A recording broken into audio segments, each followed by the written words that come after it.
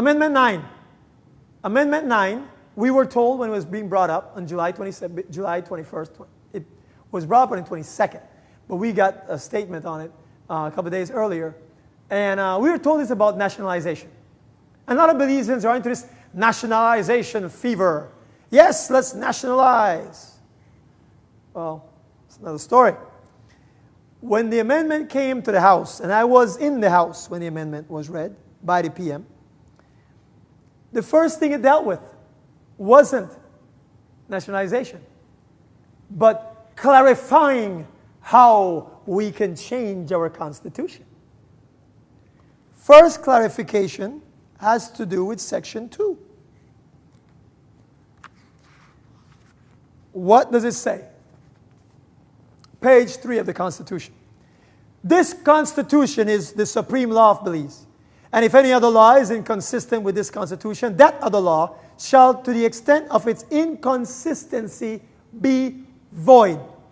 Any other law you create that goes against it, to the extent of its inconsistency. You create a law that has 5 steps to it, 5 different, we would say 5 different clauses. If clause 3 is bad, you throw out clause 3. 1, 2, 4, and 5 is still good. That's what that means. To clarify that, they wrote. First, they changed this and renumbered it. So now we have a subsection 2, number 2. The words other law, when it says any other law, that's inconsistent, occurring in subsection 1 above, does not include a law to alter any of the provisions of this Constitution, which is passed by the National Assembly in conformity with Section 69. So if we use Section 69, which means I am the PM, what I say goes, everybody agrees, we don't have to talk to anybody about it, we write it up, we did the procedure right, we waited 90 days, we had a hearing, we went out, if we wanted to, and consulted people. They said A, B, C, D, F, G, we don't care, because guess what? The consultations in Belize, if you're listening to them, if you look, it's a total farce. It's a joke. The Constitution does not require, as the letter of the law, but the spirit of the law does require for them to do consultations. But nowhere is it written what they do after the consultations. See, if they go out there and they take a vote, and everybody that goes, there's 80 people, and 75 says we don't want it, and 5 says we do, they don't have to record it anywhere. It's not recorded. I know because I was at one of them. It's not recorded. It's all a farce. So after that, they passed the law. So what they're saying is, the words any other law occurring in subsection 1 above does not include a law to amend the Constitution when it's passed in conformity with Section 69 passed by the National Assembly. So if we pass a new law that says, remember you're protected, your rights are protected, your freedoms are protected, and the fact that you have a land that's protected. But if they pass a law that says, guess what? Any land above 10 acres now belongs to the government. That's taking away your rights, your land. But no. And that will be in contravention, or that will not be consistent, because they're now taking away your land, which is your private property. But they're saying, no, if we pass it, it's now a part of the Constitution. And the Constitution cannot be illegal, basically, against itself. So, nice, pretty argument when you have a real democracy, but not when you have dictatorship. When you have dictatorship, that is what you call a situation, dangerous situation waiting to happen, if they can pass any law they want. Belizeans abroad, they can pass a law that says we no longer need dual citizenship. They can pass a law that says if you don't live in the country, any property you have in Belize is now belongs to the government. They can pass a law that says the Prime Minister is Prime Minister for life. They can pass any law they want. And what can you do about it? It will pass in conformity with Section 69. The Prime Minister passed it. And that's it. So, they didn't stop there. They amended Section 69, or tried to anyway. And this is the caveat, and there's a lot to this, but I don't have the time. Section 69, listen to this, folks.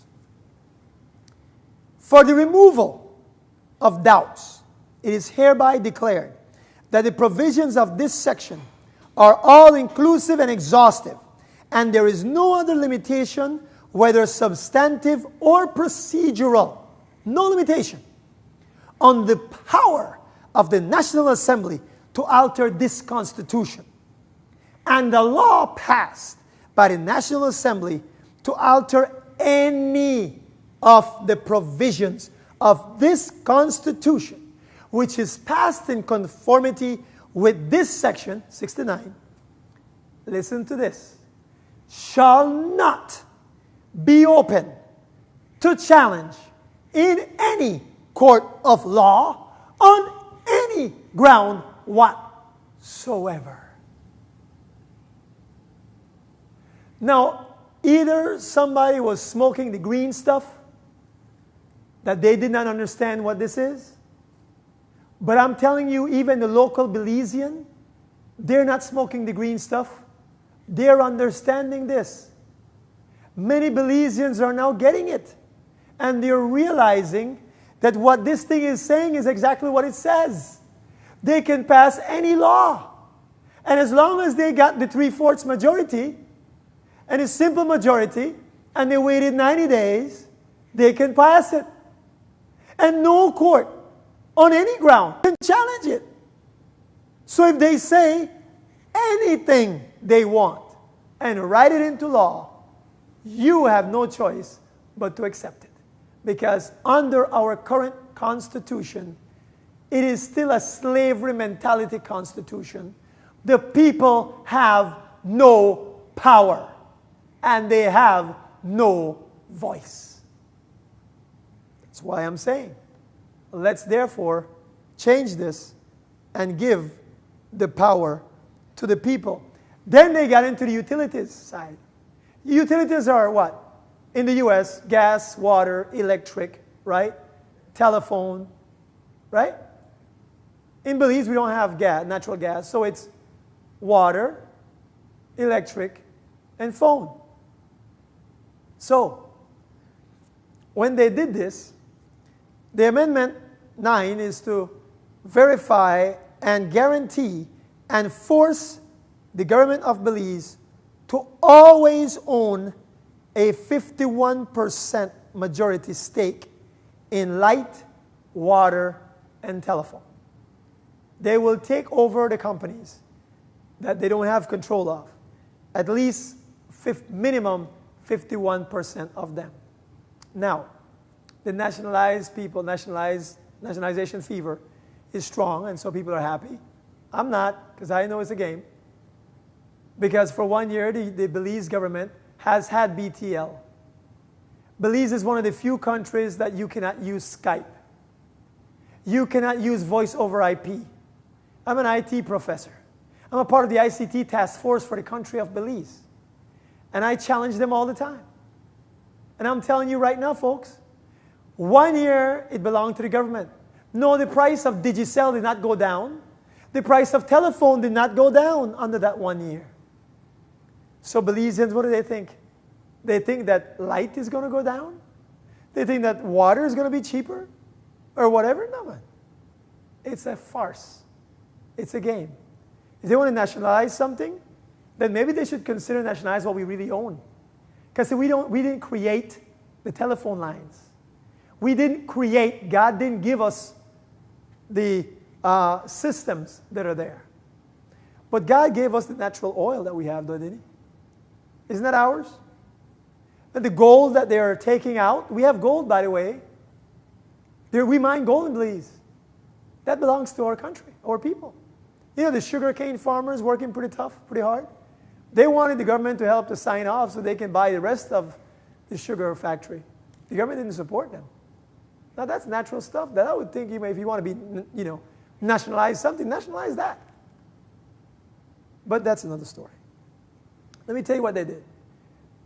We agree that their public utility in Belize is light, water, and electric. Well, we have a very smart, someone, well, let me say this. I think we have a very intelligent leadership in our country that know exactly what they're doing. Anybody that don't pay attention to what they're doing will be fooled. So you got to pay attention to them. They added a paragraph D. It says, any other entity designated as a public utility provider for the purposes of this part by a resolution passed by the National Assembly, right? In that behalf, also falls under this. So what they're saying, this is our catch-22. If we decide now that media is now considered a public utility, how do they get that to be passed in the National Assembly? Simple. The PM has the majority, whoever the PM is at the time. He says, we want from effective today, all media houses, we must own a 51% interest in all media houses. Do we have an aye? Aye. The ayes have it. That's it. They now own 51% of Love, Channel 5, Channel 7, Creme, and everybody else. Simple. They say from now on, we consider that the internet cafes and whatever, they're all a part of public utility. Do we get an aye? Aye. The ayes have it. They now belong to the government. Would you invest in a country like that? Maybe, unless you're in another world. But to wrap it all up, because my time is out, basically, folks, the way I see it, 21 September 2011, we have our 30th year anniversary. In Egypt, 30 years was the reign of Mubarak as a dictator, controlling a nation, pressuring a nation. The young people of that nation decided, we will not take this anymore. And they went and sat out and said, we will not leave this center until the president leaves. He tried many things. The guys did not fire a shot. They didn't believe in approaching the government and shooting at them or firing any weapons at them. They believe in doing it peacefully. And they were able to, in 18 days, remove a 30-year dictator. Our country is not a democracy. We've never been a democracy. We have been a tyrannical dictatorship for 30 years, cloaked in the robe of democracy. This Constitution of Belize does not give the people the power to change many things in our nation, not even to speak at a change in our Constitution. Our people don't have a voice. I call on you, Belizean diaspora, Belizeans abroad, to help us change this. 21 September, 30th year anniversary of Belize, an independent nation. 21 October, we could therefore be the birth of a new nation, Belizuela. Welcome to a clone of Venezuela, because that is where we're headed. If you look up on the internet and you search, you look into nationalization, you will find the first searches Venezuela. And you will find that Hugo Chavez stepped into the House and told them that he wanted executive power. They gave it to him. The 9th Amendment is executive power given to the Prime Minister of Belize to pass anything he wants. Thank God, to this point, many parts of this amendment have been scratched out. We don't know how it will end up, but that's where it's at.